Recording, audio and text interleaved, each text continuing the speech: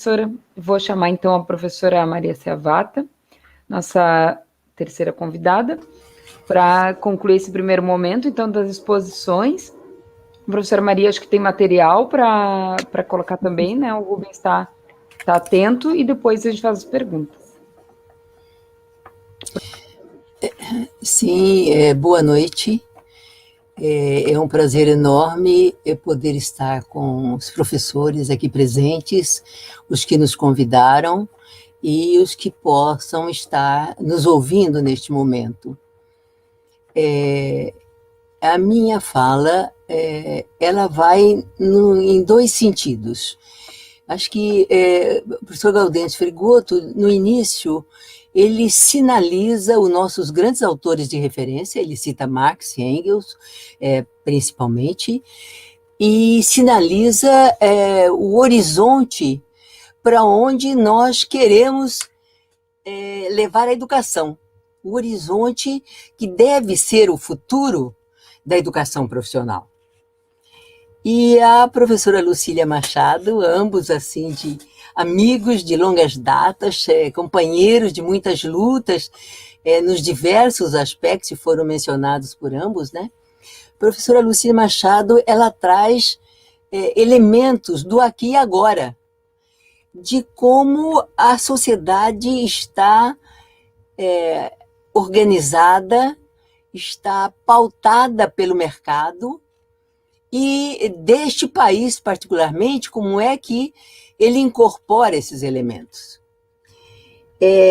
Eu vou me situar nesses dois polos, tentando fazer uma reflexão que eu denominei a utopia do futuro da educação profissional em uma sociedade distópica.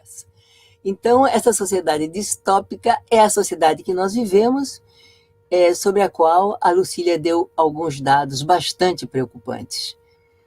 E a utopia do futuro da educação profissional é o rumo para o qual nós devemos caminhar, né? É o que nós queremos levar adiante. Eu começo com uma citação do professor Carlos Paris, que foi um escritor, filósofo espanhol, que nos visitou aqui no Brasil, e tem um livro muito interessante, traduzido no Brasil pela UFSCar, que se chama O Animal Cultural, onde ele faz a seguinte reflexão sobre o ser humano. O ser humano é compreendido agora a partir de uma implantação muito radical na liberdade. É nossa única e paradoxal condenação. Não possuímos uma natureza fixa, instintos assim que nos guiem como os animais, né? Mas nós temos história. Nós atuamos numa liberdade.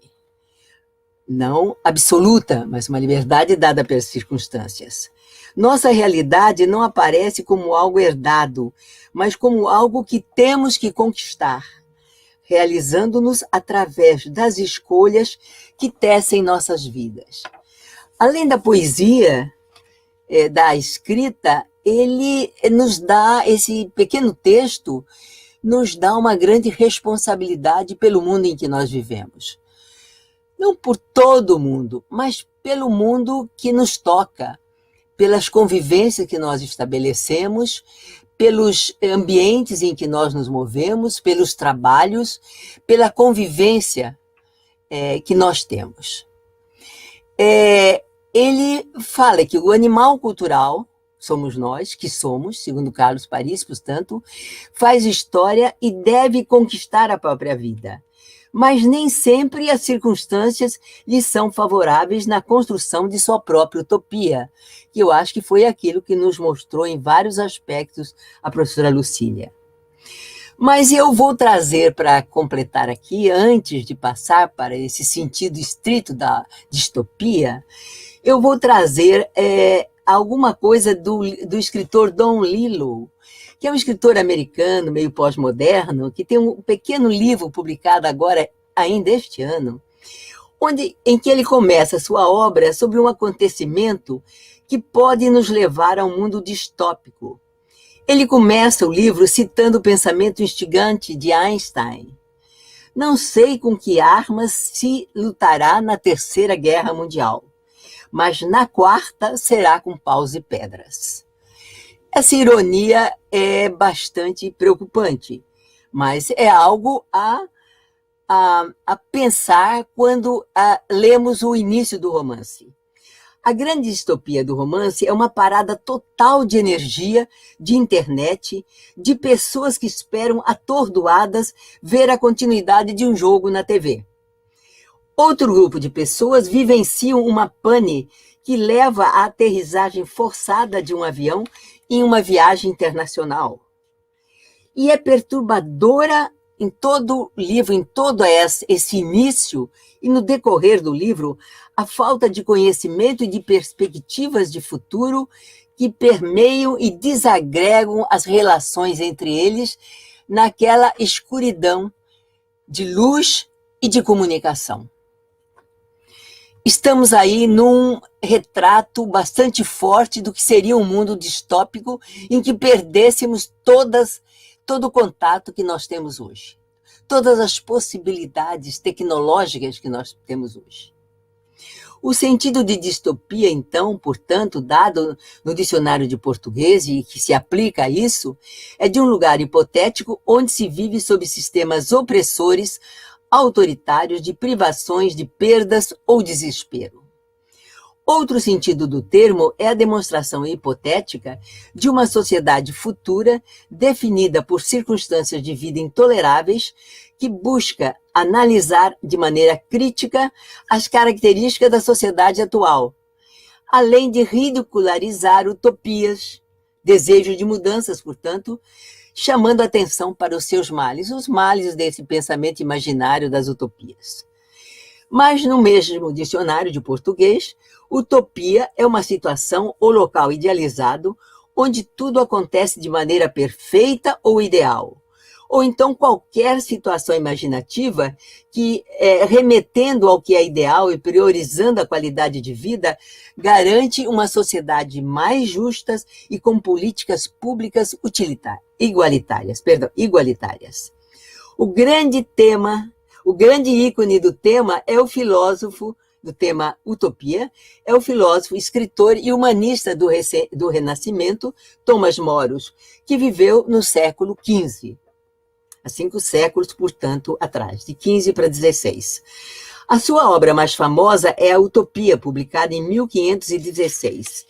Em grego, utopos significa lugar nenhum, um lugar inexistente, um lugar que não existe, um lugar em que ele criou uma ilha imaginária que alguns autores modernos veem como uma proposta idealizada de Estado e outros como uma sátira da Europa do século XVI.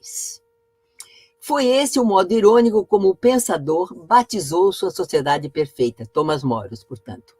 A partir dessa obra, a palavra utopia tornou-se sinônimo de uma sociedade ideal, embora de existência impossível, ou de uma ideia generosa, porém impraticável.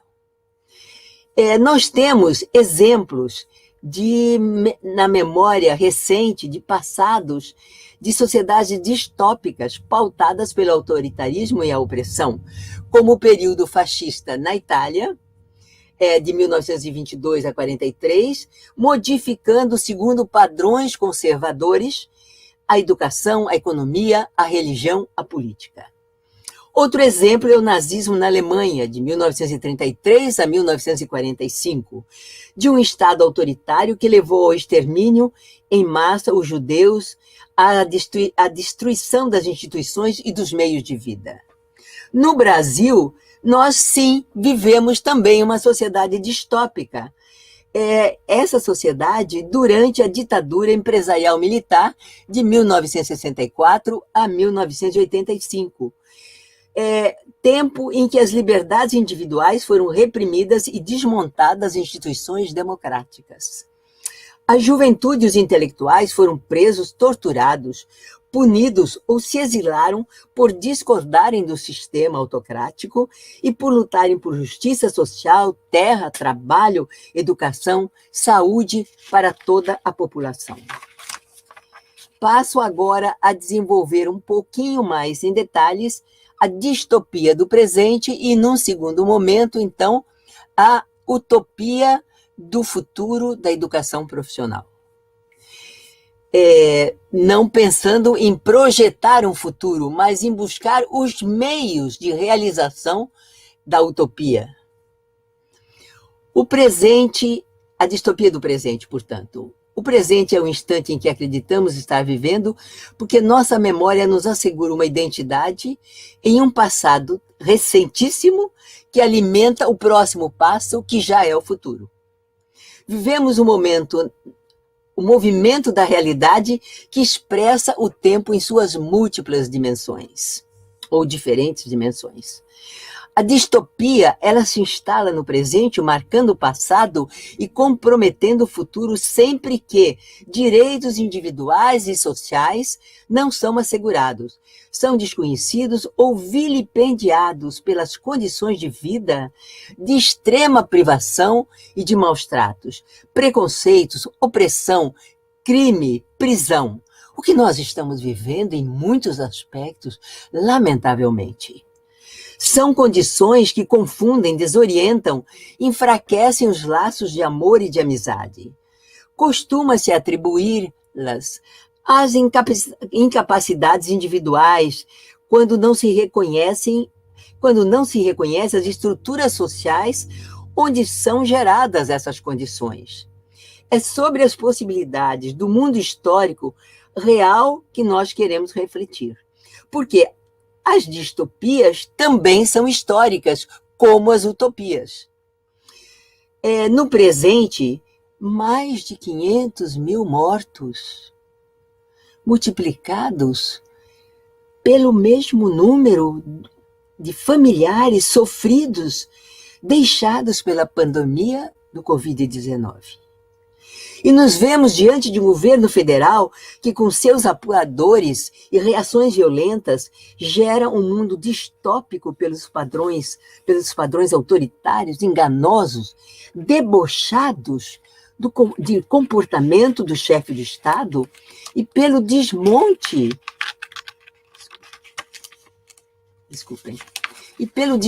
das instituições democráticas, a exemplo dos conselhos, dos órgãos de representação, etc.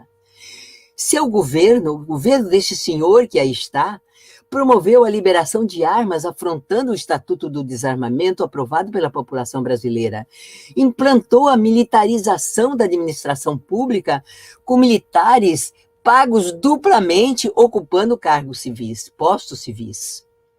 Com o uso de recursos públicos abundantes, ele está transformando as escolas públicas em escolas cívicos militares, tendo como modelo a disciplina rígida e os conteúdos dos colégios militares que têm objetivos específicos, mas não servem a toda a população. Contraditoriamente, em meio ao adoecimento de milhares de pessoas, este governo restringiu a compra e distribuição de vacinas contra a pandemia. Está aí exposto, comprovado, embora muitos queiram não acreditar, nessa comissão que está ocorrendo agora, neste momento, deve estar um retrato dela está começando na TV. A realidade em que vivemos e nos movemos não é perfeita. Ela contraria a alegoria da utopia, porque o mundo real é histórico. Também as distopias, como disse, são históricas, e são reais os opressores, todas as ameaças da natureza, das desigualdades sociais, das tecnologias com que nós trabalhamos. Na análise do economista Ladislau Dalbor sobre a era do capital improdutivo, o caos se instala sobre o esgotamento do conjunto das instituições, e que já não responde às nossas necessidades de um convívio produtivo e civilizado. É o que nós vemos. Não há respeito nas palavras desse senhor que está na presidência. Não há respeito pelo Estado, não há respeito pelo cargo, não há respeito pela população. Há um riso de escárnio, de deboche sempre, de indiferença. O autodesenvolvimento científico e tecnológico é manipulado e nos manipula a favor dos conglomerados de corporações transnacionais que agem no espaço planetário e fragilizam sistemas políticos. O autor trata longamente sobre essa questão. São 737 altos titulares, top holders, de empresas que acumulam 80% do valor sobre todas as empresas transnacionais. Segundo esse estudo do novo animal econômico, assim que ele nos chama, que herdamos de décadas de concentração econômica e de expansão do poder financeiro mundial articulado em redes. Outro estudo do Credit Suisse mostram que 8 famílias detêm um patrimônio igual ao da metade mais pobre da população mundial. Resultado direto de mecanismos financeiros. E 1% mais rico controla mais da metade da riqueza mundial. São trilhões. Nós perdemos até a capacidade de pensar quanto isso representa. Esses grupos manejam a economia e respondem pelas preocupantes variações de preços de alimentos, de minerais metálicos e não metálicos, pela energia que está na base da produção e da comunicação. São as engrenagens do caos organizado e de que nos fala o economista Thomas Piketty, mostrando que enfrentamos uma nova lógica política, econômica e cultural. É a internacionalização e valorização do capital financeiro, das aplicações nas bolsas de valores, dessas profissões qualificadas de que a professora Lucília falava também, de pessoas cujos meios de vida estão encontrando em trabalhar para o sistema, mas que nós não podemos desconhecer que o sistema está arrastando a todos. O economista Dauber trata do gigantismo da burocracia e de seus meandros labirínticos, que todos nós já vivenciamos em alguns momentos lidando com as tecnologias. Isso está muito claro no filme de Ken Loach, Eu, Daniel Blake, que é a história de um aposentado que é também um analfabeto digital e que busca, junto ao sistema, os seus meios de vida. Há uma diluição de responsabilidades diante dos crimes corporativos, como nós vimos no rompimento da barragem de Mariana, em 2015. Até hoje, na justiça para apurar responsabilidades e indenizar as perdas.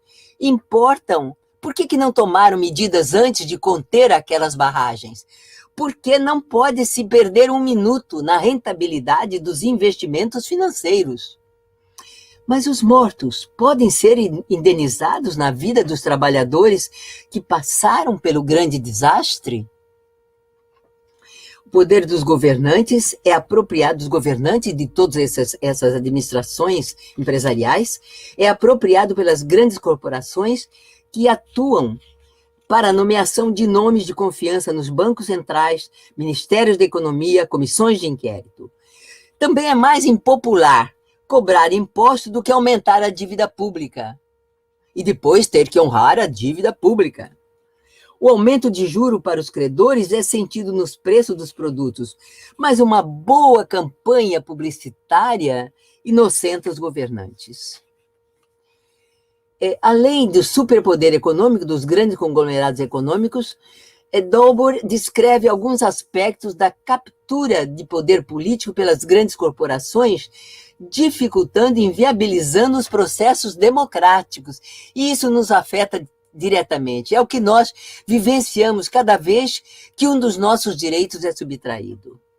Dificultando, inviabilizando os processos democráticos, as diversas dimensões da expressão e exercício de poder, como são os lobbies das grandes empresas, como a Google, que nos hospeda, a Microsoft, a compra de membros do Congresso a seu favor, o financiamento de campanhas políticas através dos partidos ou diretamente dos candidatos, muitos dos quais foram aos Estados Unidos para estudar, para se preparar, a captura da área jurídica e a geração de um sistema jurídico paralelo, a exemplo das tentativas dos grandes bancos de não serem atingidos pelo PROCON.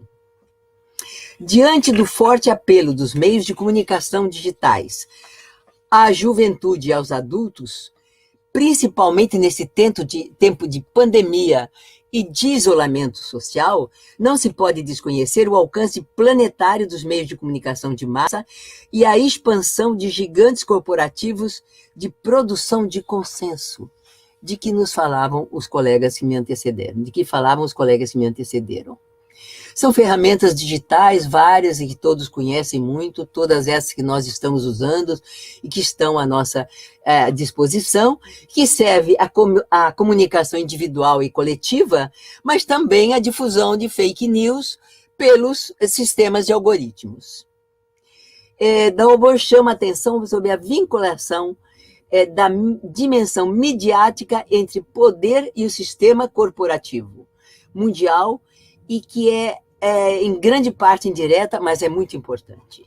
No Brasil, experimentamos sua potência de geração de consenso na eleição do atual presidente, que se furtou aos debates ao vivo, não tinha capacidade para enfrentar os debates e recorreu aos modelos ditatoriais do fascismo e do nazismo de contato direto do governante com as massas da população.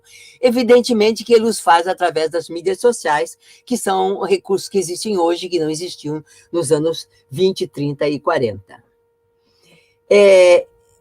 Citem-se ainda, aí eu vou terminando essa parte de drama, né, de distopia, os conglomerados educacionais que, por meio de financiamentos corporativos, se expandiu no controle de publicações científicas com fins lucrativos. Vocês sabem que existem revistas que nos oferecem a todo momento publicar artigos, mas você tem que pagar, né? Há um custo para isso, né?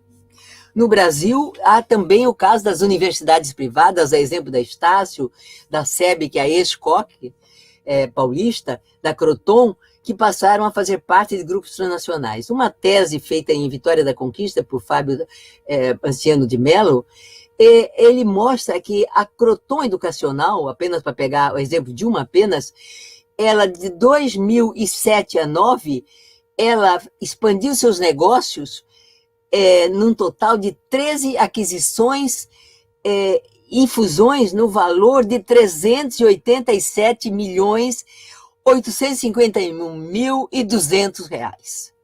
Né? Dalbor mostra ainda a erosão da privacidade nas últimas décadas, e ele diz assim dramaticamente: hoje o sangue de nossas vidas navega em meios magnéticos, deixando rastro de tudo que compramos ou lemos, da rede de nossos amigos, dos medicamentos que tomamos, do nosso nível de endividamento. Complementarmente, a cultura, a exposição de si mesmo, a oportunidade de falar o que sente, de esperar ser ouvido, de receber estímulos para curtir, para divulgar, para opinar, gerou milhares de manifestações de novos famosos para o bem e para o mal nas mídias sociais. Bem, esse quadro distópico tem naturalmente muitos outros dados, a ele se soma naturalmente todo o quadro apresentado pela professora Lucília Machado. Passo agora à utopia do futuro da educação profissional, tal como eu pude refletir nesse tempo que me foi dado para esse trabalho, e que é convergente com as análises feitas pelo professor Gaudêncio. Neste quadro, no quadro deste breve panorama histórico e alegórico que devemos pensar o futuro da educação profissional, como uma utopia possível. Duas ideias devem ser destacadas para a nossa reflexão conjunta: a história e a utopia do futuro da educação profissional. Reiteramos, como outros autores, que nós vivemos um modelo insustentável, políticas ultra-neoliberais, com extrema concentração de renda para poucos, um sistema que não promove crescimento estável, ao contrário, gera crises reiteradas, que aumentam a desigualdade e a exclusão, a devastação ambiental e o consumismo sem limites. A pandemia é um detalhe cruel no agravamento dessas condições. Eu volto a este pequeno retrato ainda da distopia, porque ele faz parte da nossa luta de contexto, porque a nossa luta ela existe na escola, prioritariamente em certos aspectos, mas ela existe nas mobilizações, nas manifestações, na defesa possível dos processos democráticos, em todos os campos em que nós tivemos que agir. Nós precisamos lutar pela utopia da democracia, que, para se sustentar, precisa de distribuição de renda, de serviços públicos de qualidade, de bem-estar social, de classes médias numerosas e de garantias de direito para todos os trabalhadores. A ideia de utopia é alegórica, é a realidade idealizada pela abstração de conceber o ser humano como um ser perfeito, sem agressividade, sem individualismo, sem egoísmo, sem disputas, sem lutas de classe em defesa dos seus interesses. Sabemos que não é assim. A utopia é também uma ideia religiosa de perfeição, como seria Deus na doutrina cristã. E outras também doutrinas que têm a divindade, exceto os gregos, né? Que os gregos davam aos seus deuses todos os defeitos que os seres humanos tinham.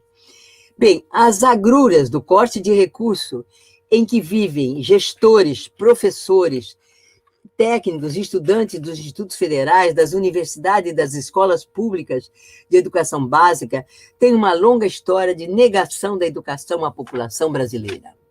O país tem recursos abundantes, prioritariamente destinados para fins de pagamento das dívidas públicas e privadas, as últimas com aval do sistema de Tesouro Nacional. Nós vivemos isso desde o governo FHC. Na verdade, o nosso príncipe dos sociólogos abriu as comportas do neoliberalismo, a reforma administrativa, o 2208, a LDB, sobre o qual o Gaudêncio já se deteve.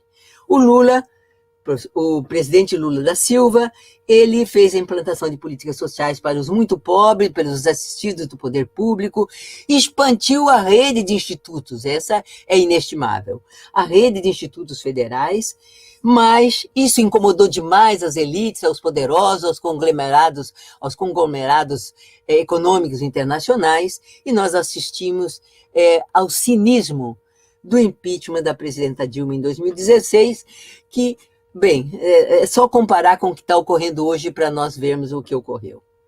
A tomada de poder do presidente Temer estava preparada, tanto que a emenda constitucional 95 em 2017, a reforma trabalhista, a da terceirização, as contra-reforma trabalhista, da terceirização, a contra-reforma do ensino médio, tudo isso veio a seguir rapidamente. Logo depois que ele tomou posse, tudo isso já começou a ir para o Congresso, começou a ser aprovado. Não são reformas. Por que não são reformas? Acho que Gaudêncio já falou sobre isso. São contra-reformas porque elas não vieram de demandas coletivas a serviço da população. Pelo contrário, elas foram contra direitos adquiridos. No caso dos trabalhadores, nós sabemos que um século atrás, desde os anos 40, direitos trabalhistas. A utopia do futuro da educação profissional, ela supõe, primeiro, conhecer esses meandros da distopia em que nós nos movemos, e depois planejar e seguir as ações, organizar a resistência a cada passo, nas instituições, nos meios sociais, nas ruas. A educação profissional, ela lida com dois grandes instrumentos de avanço da humanização do ser humano. A humanização como uma posse ampliada de poder das mãos e da mente, eu acho isso muito bom. Eu sou filha e neta de colonos, e o valor do trabalho manual foi muito grande na minha vida. Mas eu aprendi na escola que o trabalho manual ele só ocorre porque nós pensamos, porque nós comandamos as mãos. E as mãos geram também as novas qualidades do nosso corpo e da nossa mente. Enfim, a humanização é uma posse ampliada do poder das mãos e do poder da mente, para o desenvolvimento de técnicas de integração com a natureza, que foram confundidas desde o iluminismo com o domínio a ideologia da dominação da natureza, e que estão sendo revistas por pessoas como Ailton Krenak, por exemplo, e outros. Mas Anaxágoras, que viveu no século V a.C., ele diz assim: somos inteligentes porque temos mãos. É muito bonito isso, é simples e belo. A todos que. Aí eu acrescento, né? E me sinto junta com todos. A todos que utilizam oficinas, ateliês, laboratórios para estudo e trabalho, cabe refletir e valorizar as escolhas que que lhe abrem o horizonte do devir humano. É algo que nós vivemos desmerecido pela sociedade escravista, antirracista, oxalá fosse, racista em que nós vivemos, né? Que essa sociedade que nega a importância do trabalho manual, mas que se abastece, que produz riqueza pelo trabalho simples e utiliza o trabalho complexo para multiplicar esse valor do trabalho simples, né?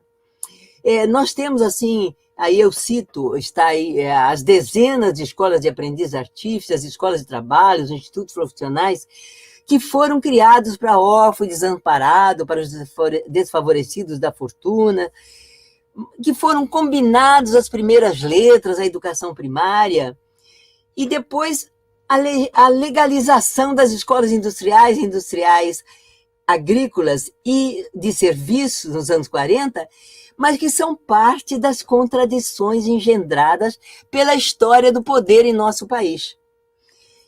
Essas iniciativas serviram à formação de trabalhadores para a incipiente economia capitalista, mas elas abriram as possibilidades para uma população desamparada pelo escravismo e pelo trabalho semi-escravo. Nós temos das oficinas e laboratórios de química, física, biologia, informática, eletrotécnica, mecânica, saem artigos, livros de professores altamente preparados que alimentam a educação de geração de jovens estudantes e adultos trabalhadores. E mesmo os governos autoritários de 25 anos de ditadura empresarial militar, desses governos formou-se uma oposição consistente em defesa da redemocratização de todas as estruturas. Há quase 20 anos, instalou-se para os institutos e, por reflexo, para as demais escolas, o polêmico apelo à formação integrada da qual Gaudêncio falou, a educação politécnica, a educação unilateral, que trata-se, em termos muito simples, muito sintéticos, de um alargamento da visão das funções produtivas, disciplinares e adaptativa para os fundamentos científicos e tecnológicos e sociais das tecnologias, né, da vida. Esta é a fronteira da utopia que nós defendemos, é a valorização, e isso exige estudo, conhecimentos, ações coletivas, organização interdisciplinar, uma política de dúvida e confronto com as reformas do atraso governamental. A minha proposta é de enfrentamento, é de transgressão. As instituições são autarquias, não tem que se submeter à letra estrita dessas leis arbitrárias que contrariam os nossos direitos. As reformas sobre as quais não vou me deter, elas têm uma aparência de educação integral. Pelo contrário, elas fragmentam o ensino e deslocam a responsabilidade da própria formação para os adolescentes e recursos limitados das instituições, porque ainda nos jornais de ontem e de hoje estão os cortes de milhões de recursos que o Ministério não utilizou para as escolas de educação básica. Não utilizou neste momento de pandemia, de grande necessidade dos estudantes. Cabe, portanto, refletirmos sobre a história do trabalho e da educação no Brasil, sobre as transformações contemporâneas do mundo do trabalho e a perda dos direitos sociais, que tem sua forma mais contundente hoje, do meu ponto de vista, nos entregadores, nos jovens entregadores por aplicativos e nos 14 milhões de desempregados. Eu concluo dizendo que adaptar-se ou resistir é a questão que nos desafia. Nossa utopia é a luta pela sobrevivência com dignidade. A estas últimas palavras, eu acrescento os apelos, os incentivos, as reflexões que foram a finalização tanto do professor Gaudêncio quanto de professora Lucília. Acho que nós estamos juntos neste momento de grande enfrentamento do poder que aí está desmerecendo a todos nós brasileiros. Muito obrigada. Obrigada, professora Maria. Muito potente essa fala, muito bom lhe ouvir com esse chamado para a gente resistir, para a gente se articular e agir de verdade, né, para enfrentar a barbárie. Queria pedir para colocar aqui na tela o professor Gaudêncio e a professora Lucília, que aí nós ficamos todos e podemos passar então para a parte das perguntas. Temos várias perguntas aqui. Vou esperar o professor Gaudêncio chegar. E aí a gente vai... Aqui estão todos. Nós já temos 6 perguntas, se eu contei bem. E a ideia é fazer... Então, vou ler aqui as perguntas. E a ideia seria algo em torno de 10 minutos para cada um de vocês responder, pode ser? Eu vou ler as 3 primeiras perguntas. Certo. A primeira, então, nosso camarada Fábio Bezerra, pergunta: o novo PNLD seria a reedição da 2208 de 97? Qual sua relação com a reforma do ensino médio e seus impactos para o futuro da rede de educação profissional e tecnológica? Essa é a primeira. Também, professoras e professor, vocês podem acessar no chat privado aqui à direita, né? Ela também está aqui. E depois dá para a gente colocar até, né, talvez dê para projetar a pergunta, não sei se dá por aqui. A segunda pergunta do meu companheiro de sessão, Ricardo Velho: quais os limites da defesa da educação pública como bandeira de luta, num contexto em que as empresas e as frentes burguesas, como Todos pela Educação, controlam a quase totalidade das políticas educacionais nas redes estatais? A terceira e última pergunta desse bloco é do Marcelo Carlone da Cruz, que é professor de ensino da Instituição de Ensino Superior da área de Humanas. Ele pergunta: é possível prever como o tema da educação será tratado na corrida presidencial? Pergunto porque me parece que o ensino remoto foge do espectro de defesa pelos setores que lucram com a EAD e já encontram defensores entre setores da esquerda e das instituições de ensino superior. Essas seriam as 3 primeiras perguntas, então, desse bloco. Como eu comentei, né, vocês podem, se puderem responder com 10 minutos, mais ou menos. Para a gente pode inverter a ordem das falas para fazer, ou mantemos a ordem das falas para vocês responderem, como vocês preferem? Manter? Certo. Professor Gaudêncio, então. Primeiro dizer que foi uma alegria ouvir a Lucília e a Maria. Acho que a Lucília nos traz exatamente um quadro dos desafios, né, em cima de uma base de dados que nos mostra o tamanho da tarefa, né? Evidentemente que com N desdobramentos, se ela tivesse mais tempo, e a gente nunca tem tempo suficiente para debates dessa natureza, não nós, mas o debate no conjunto. E a professora Maria nos brindando também com essa análise, né, que nos mostra essa dialética da distopia e a necessidade da utopia, mas sobre essa base real. Com prazer respondo à questão do meu querido amigo e colega Fábio, né, grande batalhador da RETEP, um grande companheiro de luta. Eu diria o seguinte, Fábio, que o Plano Nacional do Livro Didático é a cereja, né, que coloca o governo de extrema-direita em cima da contra-reforma do ensino médio, que ela é pior do que o decreto 2208, porque o 2208 estabelecia a dualidade, mas ainda não tinha os itinerários formativos e ainda não tinha o lixo dessas noções que falseia exatamente o que é fundamental do ponto de vista do protagonismo juvenil. Eu tenho utilizado para mim, quando me fazem essa questão, e é reiterada do ponto de vista do livro didático, não na forma que você colocou na relação ao ensino médio, mas como essa ideia do protagonismo juvenil e o poder de escolha do jovem, como há poucos dias nos colocou o Dermemar Saviani, é uma negação do que nos compete como educadores e como adultos, a geração que tem que oferecer ao jovem parâmetros para o seu futuro. Eu até uso sempre um exemplo doméstico. Das minhas 3 filhas, uma era muito rebelde e não queria fazer cultura inglesa. E nós entendíamos que ter uma segunda língua era fundamental. E a minha esposa teve mais trabalho do que eu, de 2 vezes por semana, levá-la à cultura inglesa. E ela fez depois comunicação e cinema. E, num primeiro momento, agora não está mais trabalhando nisso, porque não dá sobrevivência, ela, com um grupo, produziu um filme que foi destacado como ser apresentado naquela pré-colocação lá de Cannes. E ela podia levar uma equipe, creio, de 21 pessoas, mas tinha que negociar isso com os financiadores do prêmio.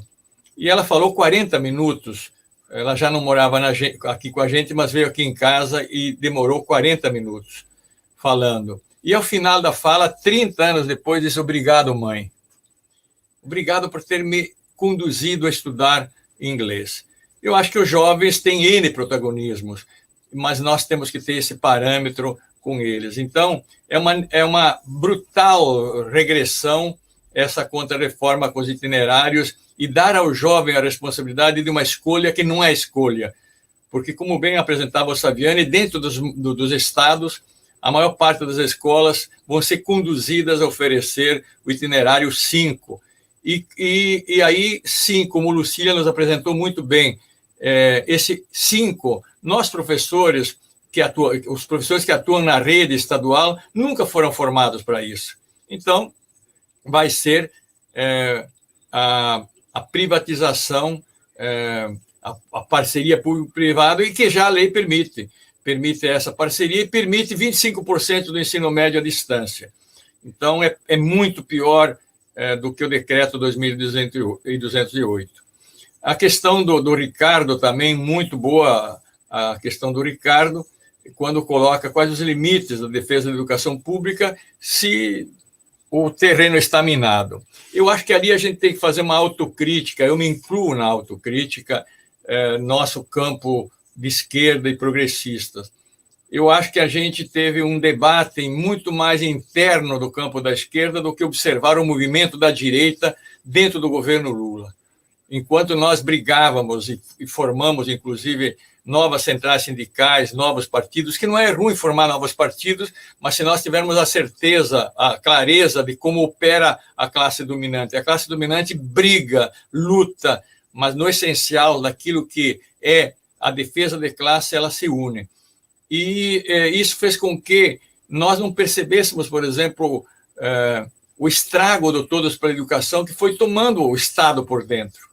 O estrago da escola sem partido, que foi tomando por dentro o Estado. Então, você tem razão, é um desafio extraordinário agora a gente retomar as instituições, o Estado, como diz o historiador Hobsbawm, a modernidade para garantir minimamente direitos universais, nem a igreja, nem a ONG, nem a empresa oferece isso. É o Estado, mas não esse Estado.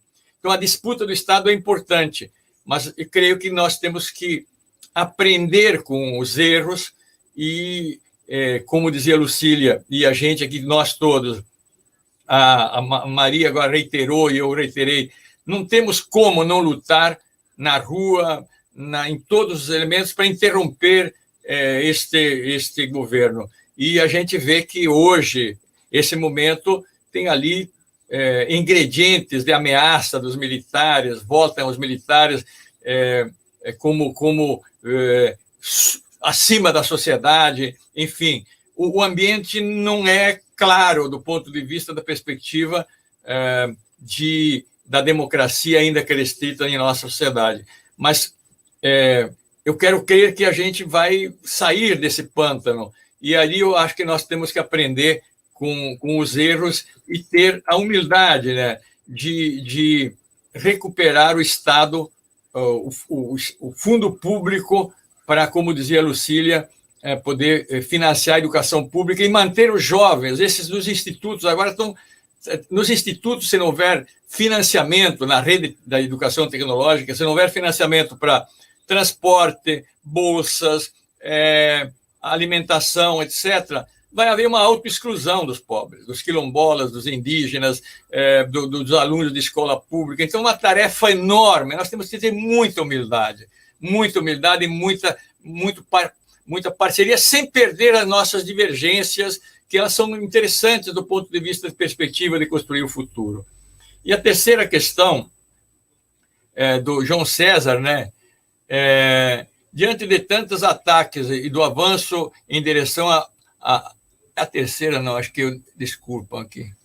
Professora, a terceira é do Marcelo Carloni. É possível prever como o tema da educação será tratado na corrida presidencial? É possível prever se a gente o constrói. A educação sempre no debate eleitoral, inclusive da esquerda, ele não é a prioridade, e isso é lamentável. Nós fizemos uma reunião aqui no Laboratório de Políticas Públicas, que quem o dirige é o Emir Sader, e estamos programando uma série de debates exatamente para oferecer como horizonte aos candidatos que nos interessa do campo progressista de esquerda, qual é a agenda da educação. Eu acho que nós temos que fornecer essas bases. Daí que o debate é fundamental, que deve ocorrer nas instituições e nos sindicatos, nos movimentos sociais, para disputar. Nada é de graça, tudo vai ser disputado. Isso depende muito da sociedade civil, e ali nós temos que aprender muito com Gramsci, digamos, o Estado ampliado. O Estado restrito se alimenta exatamente se tiver base na sociedade civil. Se Dilma tivesse tido a base que Lula teve quando se elegeu, não teria um impeachment, com certeza. Então, nós temos que fazer essa reflexão, volto a dizer, com grandeza, de visão de perspectiva de futuro, porque é isto que permite futuro para gerações dos nossos netos não de sangue, dos nossos netos, seres humanos brasileiros e brasileiras, que terão o futuro interrompido se não tivermos essa força para reverter o quadro que nos amordaça. Obrigada, professor. Professora Lucília? O Gaudêncio ele foi bastante enfático em vários pontos que eu considero extremamente importantes, e é até difícil falar depois dele abordando esses assuntos, né? Parabéns, Maria, sua fala foi ótima também, adorei, viu? Gostei muito. Mas então, Fábio, eu tenho uma leitura de que essa reforma do ensino médio também é pior do que o 2208. Eu coincido com o diagnóstico do Gaudêncio. Agora, eu acho que essa reforma ela restaura as reformas da década de 1940, porque ela institui aquelas fileiras, né? Ela não é um dualismo entre a educação propedêutica e a educação profissional técnica de nível médio, como estava lá no 2208, né? Que veio regulamentar dispositivo da LDB. Na verdade, essa reforma ela restaura um período anterior, antes, inclusive, das leis de equivalência de 1950.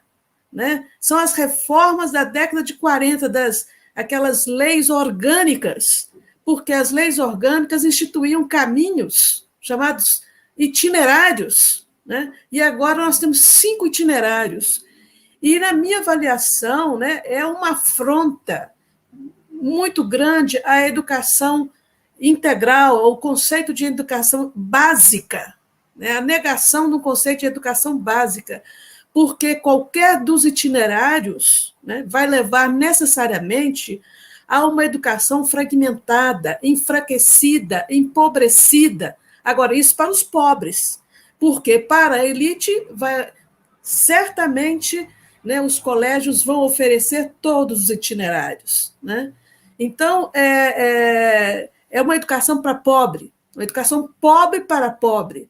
Então, eu acredito que a reforma do ensino médio ela vem com esse sentido que a Amélia disse, né, lembrou, né, da filha lá do porteiro, né, do filho do porteiro, quer dizer, ele não tem direito realmente a ter acesso a uma formação, não digo nem a questão da formação em que integre a parte geral, propedêutica, com educação técnica. Ela liquida, né, a essa integração de conhecimentos básicos.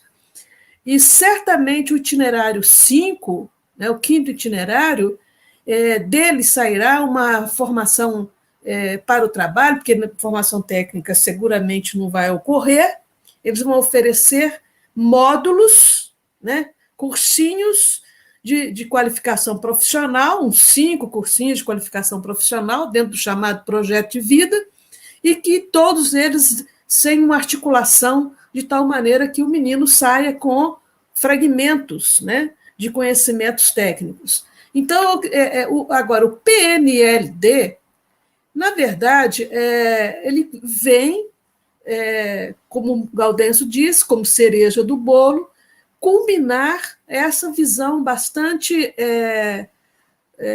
de controle, né, do acesso ao conhecimento, de um conhecimento mais rico e também ideológico. Eu fiquei espantada com a história agora que o MEC vai ter uma universidade, né, para difundir as ideias do professor Olavo, né? Saiu agora, recentemente. Eu estou estupefata com essa notícia. Então, a mulher que foi encarregada aí de assumir o Programa Nacional de Livro Didático foi pensada a dedo, né? Uma pessoa que foi lá com um objetivo claro, né, de controle ideológico. Agora, eu acredito o seguinte, o Marx falava, na discussão dele, naquele livro A Miséria da Filosofia, livro que ele faz de crítica ao Proudhon, na primeira parte do capítulo 2, no segundo capítulo da Miséria da Filosofia, o Marx discutindo aquele conceito equivocado do Proudhon, do sistema das contradições, né, porque o Proudhon ele pensa que está seguindo o Hegel, né, estabelecendo o lado bom e o lado mal para, a partir do confronto do bom e do mal, chegar à síntese, tese, antítese, síntese, chegar a uma síntese entre as ideias. E aí o Marx critica, né, evidentemente, essa polarização moralista do lado bom e do lado mal, mostrando que, na verdade, os dois lados caracterizam, né, a luta entre interesses, né, contradições mesmo de opostos, e ele diz, olha, tudo bem, senhor Proudhon, então nós temos aí a questão do lado mal. Agora eu quero divertir para lembrá-lo que a história sempre caminha pelo lado mal, né? Que o lado mal é o lado do sofrimento, é o lado das injustiças, é o lado das resistências, e é, portanto, o lado que provoca o movimento da história. Então, o movimento da história ele vem por quê? Porque existe essa situação, né, em que as classes dominantes procuram realmente impedir as classes dominadas, né, essa falta de acesso às más condições de existência. E é desta reação que poderá surgir, né? Então, o que eu vejo é o seguinte, não há mal que sempre dure. E o mal, dentro da filosofia do Proudhon, né, e que o Marx retoma, e é do mal que nasce a perspectiva do movimento da história. Então, o futuro para a rede de educação profissional e tecnológica depende da gente poder explorar e desenvolver, né, a consciência, a consciência dessas contradições, né, e os incômodos em relação a essa situação de dominação, né, que se armou. Agora, os limites, né, da educação, da defesa da educação pública como bandeira, questão que o Ricardo coloca, né, num contexto em que as empresas e as frentes burguesas controlam a quase totalidade das políticas educacionais nas redes. E isso é a verdade, né? Nós sabemos disso. Esses lados sociais, né, dos bancos, enfim, das fundações, dos institutos, né, e que juntaram para formar esse bloco de poder chamado Todos pela Educação, e que são os primeiros a serem chamados pela imprensa para se pronunciarem, né, para dizer, né, fazer comentários e dizer do que propõem. Então, ainda não foi suficientemente desmascarado essa armadilha para a sociedade brasileira. Alguns poucos sabem disso. Eu acho que a gente deveria ter um trabalho mais sério de mostrar os interesses que estão por trás dessa articulação do Todos pela Educação. Eu acho que ainda não houve um enfrentamento, né, claro em relação a essa articulação.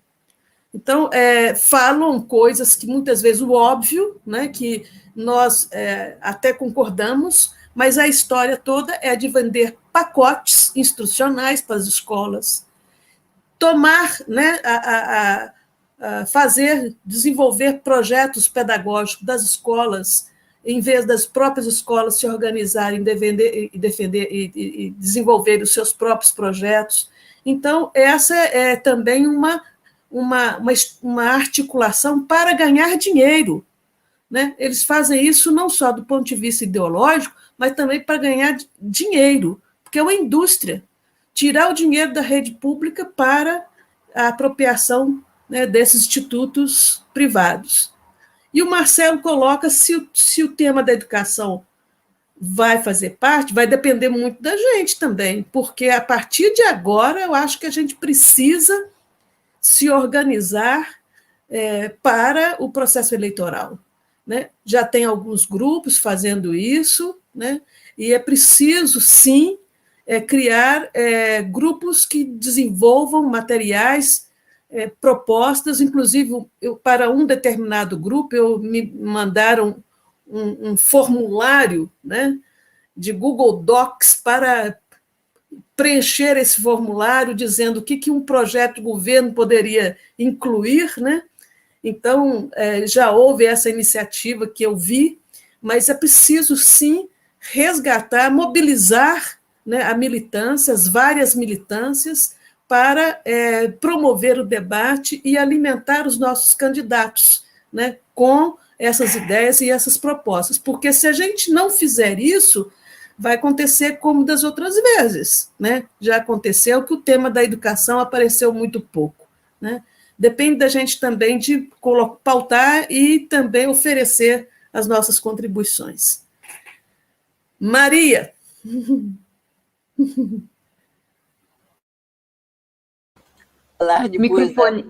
Falar depois da professora Lucília e do professor Gaudêncio, né, que responderam de uma maneira tão circunstanciada as questões, eu tenho muito pouco a falar, né, além de concordar com eles.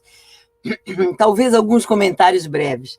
Em relação ao PNLD, eu me lembrei de uma tese que eu orientei e que era sobre exatamente o Pronatec. Então, o Pronatec dava recursos à escola, à instituição, que era uma instituição oficial da Marinha, que foi analisada pelo doutorando, dava recursos E ele era diretor, o doutorando era diretor da escola, e ele queria incluir alguns livros de interesse para os adolescentes. E esses livros foram sumariamente cortados, porque só se podia incluir naqueles recursos livros técnicos. Então, reforço que é muito pior o que nós estamos vivendo, porque nós estamos vivendo, como a Amália, no início, chamava atenção, né, sobre os livros que ela recebeu, eles estão invadindo a área privada, eles estão invadindo a moralidade, os costumes, as liberdades, né? E aí eu até fiquei assim, até querendo ouvi-la mais, né, sobre como estão resolvendo. Porque aí, para mim, a única ideia que me vem é que nós, professores, temos recursos, né? É claro que agora, para o acesso remoto, um pouco menos recursos, mas nós temos o recurso da palavra na sala de aula. Então, nós temos que dizer o que pensamos. Tem que ler, tem que levar a lição X, Y aos estudantes, levemos. Mas vamos discutir. Mas e os pais?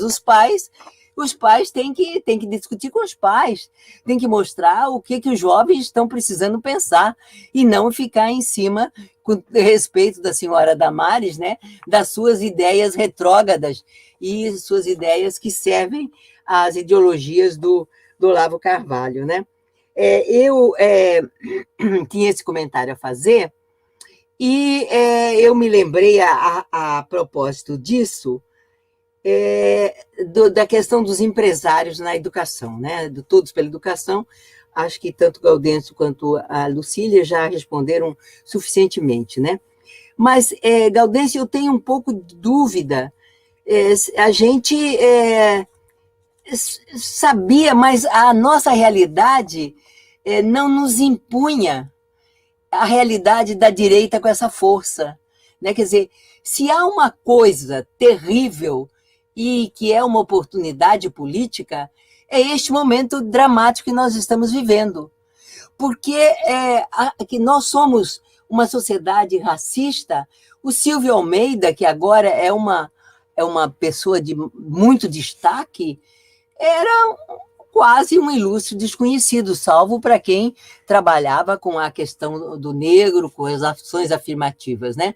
Então, ele se revelou e ficou um autor de primeira linha.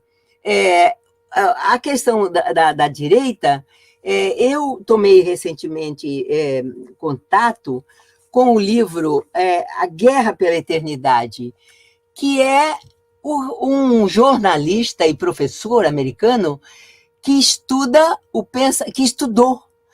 a direita e fez um longo trabalho sobre o pensamento do Olavo Carvalho, do Steve Bannon e de um italiano também, que está à base disso. Ele vai ao fundo. Então, essa é uma história muito antiga, é uma história quase subliminar, né? É uma história que eles estão presentes no poder, mas eles não se manifestaram dessa forma explícita como agora, com essa presidência que nós temos aqui, eles têm a oportunidade de se manifestar, e naturalmente com as vitórias da direita também em nível internacional, como nós sabemos, não dá para falar. Não há necessidade de falar, desculpem. Mas eu queria só fazer um comentário, Gaudêncio, ainda o seguinte. Enquanto vocês estavam falando, eu estava pensando, né, que o Todos pela Educação, os empresários abastecem esses grupos com muitos recursos. Nós muitas vezes, com os nossos recursos salariais, nós alimentamos as nossas pesquisas, os nossos livros, os nossos ajudantes, né? Eles têm muito recurso, a gente vê pela forma como se organizam. E um símbolo disso é se a gente comparar as duas manifestações de rua. Bolsonaro, com a sua passeata de motocicletas, não só é uma expressão, uma lembrança fascista de como Mussolini fazia, mas também é uma demonstração de dinheiro. são máquinas potentes, são pessoas que têm recursos para ir com aquelas máquinas barulhentas, horríveis, né, que passaram pela frente da minha casa. Como são as nossas manifestações? Nós levamos cartazes de cartolina, nós levamos pequenas até caixas que a gente desdobra e usa as faixas e cobre, pinta e escreve. Levamos o nosso corpo para as passeatas. Então, é uma luta desigual? É uma luta desigual, sim. Mas é a luta que nós temos podido fazer. Porque do outro lado está o poder, está o dinheiro. E o mundo em que nos foi dado viver agora é este.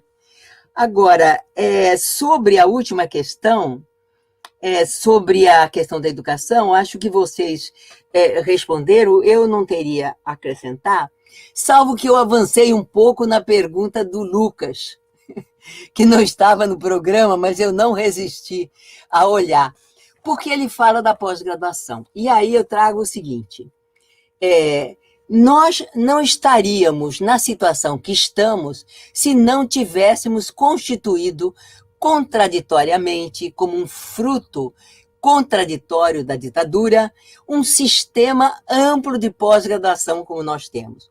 Olha o que nós temos de pesquisadores em todas as áreas. Naturalmente, a medicina, a biologia, a engenharia estão na frente, principalmente medicina e biologia, né? Estão à frente das informações. Mas todas as áreas estão se movimentando e estão contribuindo nesse momento. Vocês podem ver que antes do golpe de 64, era um grupo pequeno de pessoas, de jovens idealistas, que lutaram e que foram duramente punidos, e nós não tínhamos uma opinião pública restrita, mais ampla como nós temos agora, porque as mídias estão permitindo o acesso a qualquer pessoa pelo celular, aos trabalhadores do meu edifício, aos trabalhadores de rua, né? Mas também porque nós temos uma base, nós temos um contingente de conhecimento, de pessoas que produzem conhecimentos e que trazem isso, e que põem isso em circulação. Então, eu acho que temos que preservar, sim, temos que ter educação básica, mas tem que preservar a educação tecnológica. Eu não sei, Lucas, se eu respondo, mas eu acho que são as nossas armas hoje, é o que nós temos em mãos. Nós não temos as armas deles, nós não temos as armas, inclusive mortais, que eles têm e que estimulam todos a ter. Mas nós temos armas do conhecimento, nós temos a arma da palavra, e para mim é por aí que nós podemos caminhar. É isso, e muito obrigada se me estendi, não sei se estendi um pouco o tempo disponível para essa finalização e esse agradecimento aos organizadores deste evento. Muito obrigada. Obrigada, professora. Nós estamos nos aproximando, né, do nosso teto. A gente vai passar um pouquinho, espero que não tenha problema para os nossos convidados, para quem está nos assistindo. Chegaram mais perguntas, mas a gente vai ter que selecionar, né, por causa da questão do tempo. Então, como eu falei no início, seriam 3 perguntas no primeiro bloco e 3 no segundo. E as do segundo bloco, uma eu vou ler aqui, que a professora Maria, inclusive, já respondeu, né? Que era do Lucas Antônio Feitosa de Jesus, que dizia o seguinte: como as pesquisas no âmbito da pós-graduação, e aqui refiro-me especialmente ao Programa de Pós-Graduação em Educação Profissional e Tecnológica, o PROFEPT, por sua projeção nacional, podem cumprir uma função social de combate ao cenário distópico presente na EPT. A outra pergunta é de Patrícia Fernandes de Freitas, que diz assim: como vocês analisam a sustentabilidade dos IFs com a expansão que passou, sem a estruturação para as condições dos trabalhadores, sem orçamento para a garantia das políticas para a permanência estudantil? E a última, de Fabiane Costa Oliveira, que questiona: qual o futuro da indissociabilidade do ensino, pesquisa e extensão na rede de educação profissional, técnica e tecnológica diante da Portaria 983 de 2020? Como empreender a territorialidade da rede federal na relação com a pesquisa e extensão diante de tantos ataques à autonomia institucional? E aí já vou solicitar, então, depois que na fala de vocês, se vocês puderem também já incluir as considerações finais. E aí a gente faria essa última rodada, pode ser? Pode ser. Voltamos então, professor Gaudêncio. Olha, vou ser muito breve, porque eu acho que as questões já colocam elementos, né, de reflexão. Tanto a questão da Patrícia quanto da Fabiane, eu tenho insistido muito, eu tenho acompanhado muito a pesquisa, por pesquisa dos institutos federais. Agora mesmo eu tive para o CNPq aprovado um projeto que analisa, e o Fábio, inclusive, participa desse projeto, outros colegas dos institutos federais, sobre a questão da interiorização dos institutos federais, que 85% estão em cidades médias e pequenas, e a relação de sustentabilidade num conceito ampliado que envolve cultura, educação, saúde, saneamento básico, não apenas meio ambiente, mas pobreza. Sem resolver isso, não há sustentabilidade de nenhuma natureza. E os institutos são a política, a rede federal, a rede, e os institutos e mais a rede tecnológica, que nem todos são institutos federais, como o Cefet Minas, o Cefet Rios, mas envolve Pedro II, envolve a Universidade Tecnológica. De fato, eles representam a maior política pública de qualidade, porque ali, como diz o Saviani, ali que tem laboratório, que tem professores com tempo e com qualificação para poder dar um ensino, como a Lucília dizia, não de segunda categoria, né? Pode disputar. E eu diria o seguinte, né, que tudo isso depende de uma questão política. Eu tenho até instigado muito de que talvez os reitores dos institutos, da Universidade Tecnológica, do Pedro II, enfim, o corpo dirigente não tenha se dado conta do poder se trabalharem coletivamente. Não é possível que, como a Maria dizia, que a gente assuma essas leis absurdas sem uma resistência coletiva. E, portanto, eu não vejo outra saída senão uma postura política de dizer nós não vamos adotar os itinerários formativos, nós não vamos adotar o livro didático, que é um lixo, é um lixo, é um lixo. Isso depende de uma decisão política, porque construção por dentro já há disputa por dentro, há quadros fantásticos. E eu diria aos colegas que atuam nos institutos, né, que está em risco não só a indisponibilidade de ensino, pesquisa e extensão, não só a qualidade do instituto, está em risco a qualidade do emprego de cada um. Por quê? Porque uma das coisas que o Ministério quer é implodir a verticalidade, tornar os institutos federais, eu tenho dito isso, num Senai da década de 40. Né? É fazer isso. Eu acho que para mim está tão claro, cristalino, né? Então é uma luta política. Se isso não for assumido coletivamente, e tem tido debate, não há futuro para os institutos federais. Não vai haver futuro. Vai haver futuro revertendo esse quadro, e nós temos que reconstruí-lo, porque vai haver a autoexclusão dos pobres e uma pobre educação daqueles que vão estar aí dentro, porque vão começar a querer que o professor dê aula nas redes estaduais. Vai ser está ali, está tudo engatilhado, está posto, está o céu aberto. Então é quase que um apelo para que o corpo dirigente, mas não só as bases de professores, se deem conta disso. E eu agradecendo muito ao convite e a alegria de aprender junto com Maria, aprender de Maria e de Lucília. Toda vez que as ouço, eu fico embebido de coisas, de ângulos, e dos colegas com as perguntas. Eu vou lembrar aqui 2 trechinhos de um poema de um poeta que eu gosto muito, Mário Benedetti. Ele tem um poema que vocês devem entrar no Google e ver, que é Não Cedas. Por favor, não cedas. É fantástico. É um poema de amor, mas que tem um sentido político fantástico para esse momento. Mas o poema que eu quero realçar é de Mário Benedetti, o que aconteceria se? e simplesmente destaco isso como autointerpelação e interpelação coletiva. O que aconteceria se um dia acordássemos percebendo que somos a maioria? Ou seja, como classe trabalhadora, somos a maioria. Precisamos ter essa consciência, né? O que aconteceria se, de repente, uma injustiça, apenas uma, fosse repudiada por todos, todos nós, todos, não uns, não alguns, mas todos, nós, a maioria? E o que aconteceria se, em vez de nos dividir, nos multiplicássemos, nos adicionássemos e subtraíssemos o inimigo que quer interromper nossos passos? Eu acho que é um poema muito do momento, e com ele encerro e agradeço esse momento que foi muito prazeroso para mim. Obrigado, professor Gaudêncio. Professora Lucília. Muito, muito lindo. Benedetti, uruguaio. É verdade, Lucília. Excelente.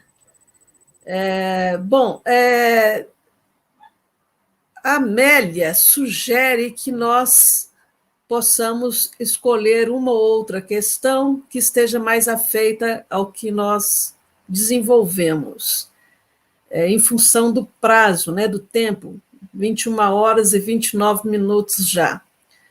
Então, eu gostaria de responder essa do Jorge Fontes, como essa nova divisão internacional do trabalho, proposta pelo capital como a quarta revolução industrial, afetará os empregos nos países periféricos e a formação técnica e tecnológica. Na minha fala, o que eu quis dizer é que ela vai afetar e já está afetando. E isso no sentido de que você tem uma mudança, né? Uma mudança da lógica de localização das empresas, né? Então, isso já está sendo estudado por alguns economistas, sociólogos, no sentido de que, se num determinado momento havia essa possibilidade de atrair as empresas para os países periféricos, em razão da abundância de mão de obra barata, e também por conta dos incentivos fiscais, hoje nós estamos verificando um movimento de fuga das empresas dos países periféricos, fuga dos países periféricos indo para os países centrais, por conta de um fator fundamental, que é a base, né? A base tecnológica, a mudança tecnológica exige uma força de trabalho correspondente. E o que acontece? Que nós temos aí uma educação que cada vez mais está ameaçada em termos de qualidade. E nossas escolas, né, de educação profissional e tecnológica enfraquecidas nas suas estruturas, laboratórios, né, sendo depauperados, falta de insumos para as pesquisas e a dificuldade de manter a qualidade, né, que deveria ocorrer. Então, o que acontece? Evidentemente que nesse movimento de reversão, quer dizer, de uma alteração da localização das empresas, né, não só está ocorrendo a fuga das empresas, nós vimos aí empresas automobilísticas, diversos ramos, né, também eletrônicos, Zona Franca de Manaus, né, saindo do país. Então, há uma lógica diferenciada. Também uma fuga de cérebros, porque muitos dos que se formam aqui no país, não encontrando condições de emprego, vão para, né, os Estados Unidos, para a Europa, em busca de possibilidades de trabalho. Então, o que nós estamos encontrando é uma situação que vai nos obrigar a rever a forma como nós estamos lidando com esse fato, né? É uma lógica cruel, né, que nos pune tremendamente em termos das possibilidades de realizar aquele que nós propusemos e propomos em termos de uma educação de qualidade social e tecnicamente bem fundamentada. Agora, está aí, é uma questão que nós temos que discutir e colocar na roda, né, da discussão das próximas eleições. Então, a Patrícia também coloca a questão da sustentabilidade dos institutos federais, que é bem essa questão que eu estou colocando da falta de interesse, né, do governo atual de garantir orçamentos, porque a estratégia da divisão internacional do trabalho é deixar que nós fiquemos com a educação pobre, né, limitada, e os recursos sem recursos orçamentários, não só para garantir as condições do bom funcionamento, mas também para as políticas de permanência estudantil, né? Sobre essa portaria 983, ela chegou recentemente, né? Eu sei que ela mexe com a distribuição do tempo do professor, em termos de encargos didáticos, e a questão, né, da possibilidade, inclusive, de fechamento de uma série de campos, né, pela redução do número de alunos. Então, há uma situação complexa, porque com a interiorização, hoje nós temos muitos campos que estão com um número muito pequeno de estudantes em relação ao que foi ao que se esperava, né, que tivesse. Então, você tem um grupo de professores bem qualificados, doutores, e um número reduzido de estudantes. E isso vem também pelo fato de que os estudantes têm dificuldades de permanecerem, né? Muitos não têm condições de garantir a sobrevivência, precisam sair para trabalhar. Então, nós temos hoje uma situação que precisa ser vista imediatamente com outro tipo de solução que não essa de fechamento dos campos, né? Então, eu também gostaria aqui de terminar minha intervenção nessa mesa dizendo da alegria e da felicidade que eu tive de dela participar e de ouvir os colegas mais uma vez, né, e com eles aprender. Foi ótimo, né, estar aqui com vocês, espero revê-los também em outra oportunidade. São temas novos que estão sendo colocados para nós, a realidade é mutante, ela é dinâmica, e nós vamos ter que continuar a pensar em como lidar com essas situações que eu vejo que estão sendo cada vez mais difíceis, em termos de busca de respostas. Muito obrigada, gente, foi ótimo. Agradecer mais uma vez. Professora Maria? Quantos minutinhos tem? 2, 3? Quanto é? Não, professor, pode responder. A gente estava trabalhando com 10 minutos para as respostas. Não, mas né? não a gente já passou tudo 5 isso, minutos. Não, nem tenho, porque os colegas me antecederam dentro do quadro que nós estamos vivendo. Eu acho que eles foram bastante longe nas análises, né? Porque nós estamos vivendo uma situação difícil de fato, né? Enquanto falava, eu estava vendo aqui a pergunta do Júlio César, né? Mas eu estava, a partir da questão dele, e estava acompanhando Gaudêncio e Lucília, e estava pensando assim, quando nós, em relação ao Covid, para pegar uma realidade bem presente nossa, logo que se tomou conhecimento, começaram a surgir os meios de proteção, né? O distanciamento social, as máscaras, né? Uma alimentação cuidadosa. Bom, qual é isso? Isso é um princípio de realidade. Quer dizer, diante dos problemas, a primeira etapa é o diagnóstico deles, né? E depois a gente vai ver que recursos a gente tem. Então, o nosso diagnóstico hoje, e o que nós fizemos aqui com os senhores, com os colegas professores e com os estudantes, é sombrio. É um quadro sombrio, não é um quadro como nós gostaríamos de fazer, né? Mas é um quadro que nós precisamos conhecer a direita, precisamos reconhecer o que alimenta o Todos pela Educação e outros grupos a estarem à frente, precisamos reconhecer o que a nossa imprensa, a grande imprensa que é crítica, que tem que ser documentada, que não pode falar o que dá na cabeça, como nas redes sociais, tem que ter um embasamento documental para falar, né?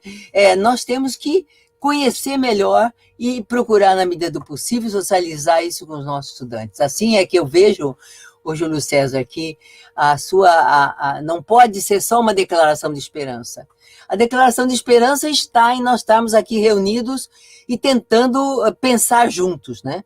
Mas o agir, ele é em cima de uma realidade difícil. Eu acho que Gaudêncio sinalizou com muita força a questão do coletivo. E aí eu me lembro da questão judaica, o final da questão judaica, quando o Marx é muito enfático em dizer que a força política ela vem do coletivo, ela não vem do indivíduo. Então, a questão do coletivo agora é sine qua non.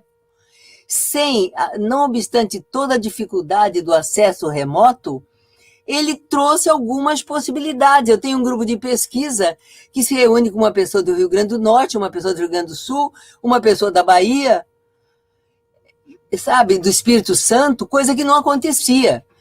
Bom, não é óbvio isso, é a contingência, são os recursos contraditórios de uma situação difícil, de um acesso remoto que nos priva da presença, da comunicação total do corpo, da palavra, do gesto, do jeito, do olhar das pessoas, do perfume das pessoas, né? Nos priva disso tudo e nos deu alguns contatos que eram impossíveis.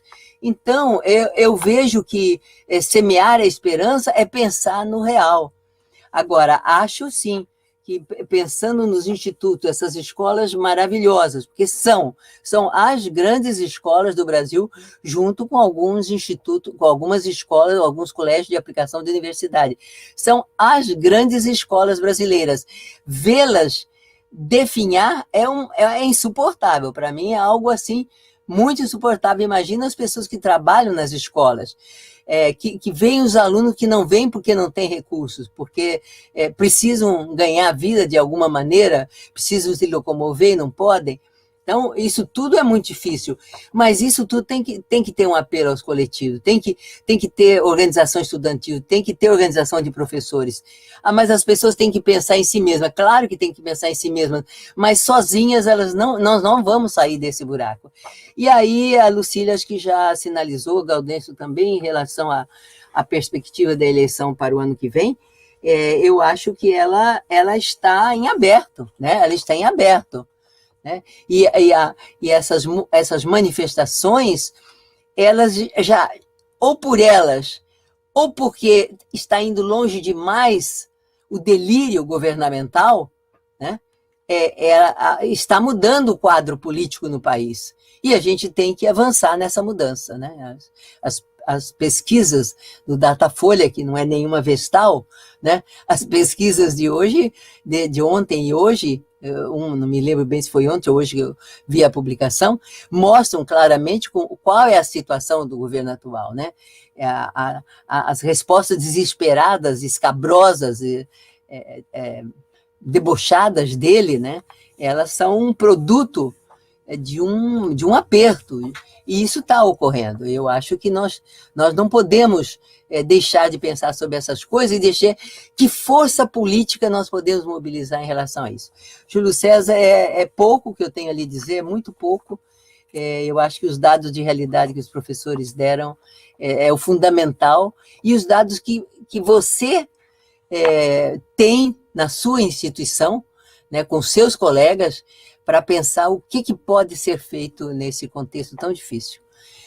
No mais, eu agradeço também muito a oportunidade de estar com a Lucília, de estar com o Gaudêncio aqui, e espero que a gente possa estar realmente ao vivo, assim, né, viajando, estando junto, como já fizemos tantas vezes. A Amália e a toda a equipe, ao Fábio, que me convidou diretamente, a toda a equipe, ao colega, que agora não me lembro o nome, que está gerenciando essa tecnologia complexa que nós ouvimos vocês explicarem, né? O meu agradecimento às pessoas que estão aqui presentes e aos bastidores também deste evento. Muito obrigada a todos. Muito obrigada, professora Maria. A gente chega ao final, então, da noite de hoje. E aí, queria encerrar, né, esse momento, primeiro convidando todo mundo que está nos assistindo para continuar, né, amanhã, divulgar também o nosso evento, que as inscrições seguem abertas até o último dia, que é amanhã. E amanhã a gente vai ter, então, o último dia do seminário, às 9 da manhã até às 11h30, a mesa 4, com o tema Não Estamos Sós, por um projeto popular de educação. E das 14 às 16h30, o encerramento, tecnologia social, reprodução ou ruptura.